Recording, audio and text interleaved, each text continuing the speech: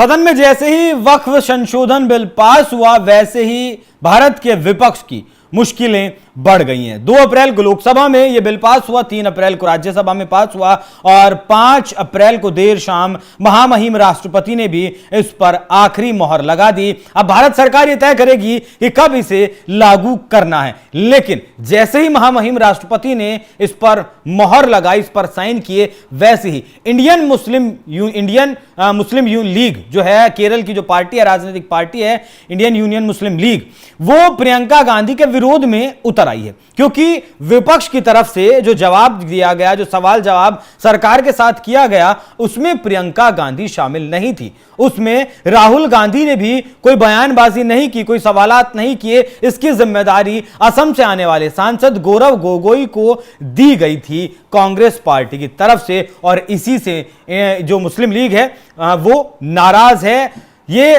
वही Indian union मुस्लिम league है। हालांकि इसके तार तो जिन्ना वाली मुस्लिम लीग जो हुआ करती थी ब्रिटिश भारत में, जो बनाई गई थी 1906 में, उसी से जुड़ते हैं। क्योंकि आज भी कई मुस्लिम लीग पाकिस्तान में भी पाई जाती हैं। आज़ादी के बाद इस कई हिस्सों में बटे, एक मुस्लिम लीग भारत में रह गई, कुछ बांग्लादेश में और पाकिस्तान में भी ये मुस्लिम लीग पाई जाती है। लेकिन केरल में अच्छा खासा इसका प्रभाव है और राहुल गांधी जिस वायनाड से जीत कर आते हैं, वहां उस सीट पर मुस्लिमों की आबादी भी लगभग 54 से 55% है और इसी कारण से मुस्लिम वोट बैंक ने मिलता रहा है। राहुल गांधी इस इंडियन यूनियन मुस्लिम लीग को एक सेक्युलर पार्टी भी बता चुके हैं, जिस पर काफी विवाद भी हो चुका है। अब इंडियन यूनियन मुस्लिम लीग ने एक पत्र जारी करते हुए यह कहा है कि लोकसभा में बुधवार को विधेयक पर बहस के दौरान सत्र में भाग नहीं लेने के लिए प्रियंका गांधी की वो आलोचना करती हैं। 4 अप्रैल को अपने प्रकाशित संपादकीय में वक्फ संशोधन बिल पर बहस के दौरान प्रियंका गांधी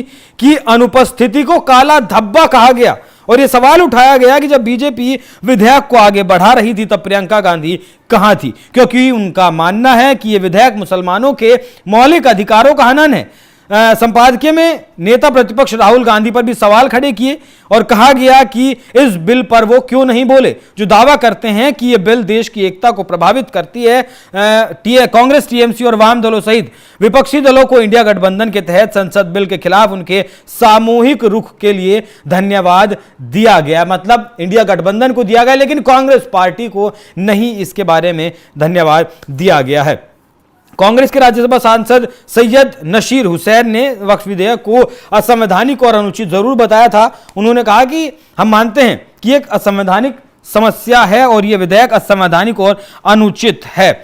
इस पर बहुत गहमा गहमी जरूर हुई है। अब थोड़ा सा ये नहीं बोले हैं, अब इसमें क्या कर सकते हैं। प्रियंका गांधी क्यों नहीं बोली हैं इस बारे में जवाब तो प्रियंका गांधी ही दे सकती हैं। राहुल गांधी क्यों नहीं बोले इस बारे में जवाब राहुल गांधी ही दे सकते हैं, क्योंकि शायद इन दोनों नेताओं को पता था कि लोकसभा में भी और राज्यसभा में भी बहुमत सरकार के पास पूरा है, वो दोनों जगह इस बिल को पास करवा लेंगे। लेकिन फिर भी जिस तरीके से मुस्लिमों के हक की बात करते हैं, जिस तरीके से कांग्रेस पार्टी जब से बनी है या जब से भारत आजाद हुआ है, नेहरू से लेकर राहुल गांधी तक, जिस तरीके से मुस्लिमों का तुष्टीकरण ये पार्टी करती आई है और मुस्लिम लीग को खासकर सेक्युलर पार्टी ये बताती आई है, उस लिहाज से प्रियंका गांधी और राहुल गांधी को बोलना चाहिए था। क्योंकि केरल के वायनाड से राहुल गांधी भी चुनकर आए और मौजूदा वक्त में उसी वायनाड से प्रियंका गांधी भी चुनकर संसद में पहुंची हैं। जिन लोगों ने इन्हें संसद में पहुंचाया है उन लोगों के लिए ये दोनों नेता नहीं बोले हैं, जिसकी वजह है कि काला धब्बा तक